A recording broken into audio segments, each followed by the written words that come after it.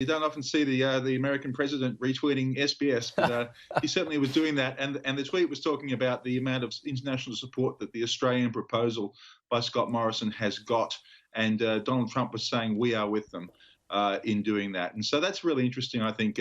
Obviously, Mike Pompeo, the Secretary of State, had backed that inquiry publicly previously, but it's a big statement by the president under these circumstances, I think. Of course, we have seen that China is now relenting on this, but it's a pretty interesting statement, actually. And it comes actually as the US Health Secretary, Pete, Alex Azar, today lashed out at the WHO, again, the World Health Organization, for what he said was a lack of transparency, a lack of early warning that cost many, many lives. So the Americans are certainly on the front foot on these issues. Well, it's interesting that he says that, because Xi Jinping said this morning that China has always acted with transparency when it comes to this. And so I want to get your thoughts on his comments, saying that he will allow an inquiry to take place, but as long as it's conducted by the World Health Organization. Of course, their links are well known.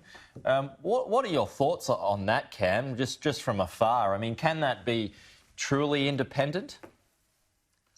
Yeah, look, it's a problem, Pete. I mean, in the sense that WHO is clearly not well equipped to make this sort of inquiry. They are very close to the Chinese. As you say, the Chinese have recently donated a lot of money towards the WHO.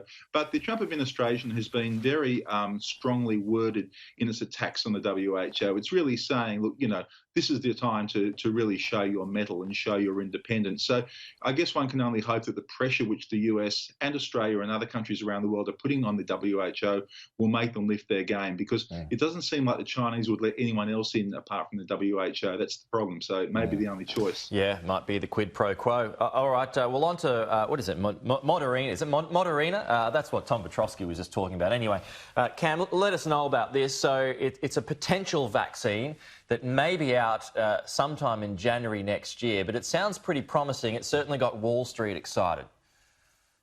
It certainly did, Peter. Look, mind you, Wall Street gets excited very quickly these days at any hit of good news. Everyone's so desperate, especially here in the States, for some good news on coronavirus. This company, Moderna, I think it's based in Massachusetts, but it's done a trial, only a first phase trial, I should say.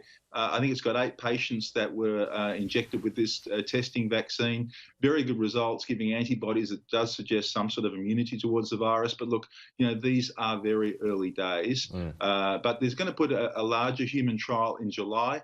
And so obviously, if this is successful, this would lead to a vaccine earlier than people were expecting. So, fingers crossed. But it's only a first phase, but certainly Wall Street loved it. All right, and just finally, Obamagate. I mean, Donald Trump has been tweeting about this fairly regularly. If you're watching his Twitter account, it often just says Obamagate. So this is in relation to some kind of Russia probe, right? But it's not looking good for him, and perhaps better news for Barack Obama, who doesn't have much to do with it. Yeah, look, it's a very complicated thing, the Obamagate. But this is Donald Trump certainly has been saying that effectively Barack Obama and Joe Biden were complicit in trying to undermine his administration using intelligence agencies, etc., during the transition to power. And this has been investigated by the origins of the Russia trial have been investigated by an attorney called John Durham, who's going to put out a big report soon. But what happened today was the Attorney General, Bill Barr, said that Obama and Biden will not be criminally investigated. So in other words, they're looking at other people and other potential problems, but not those 2 men. So that will probably be a disappointment to Donald Trump, who's been saying that they're involved.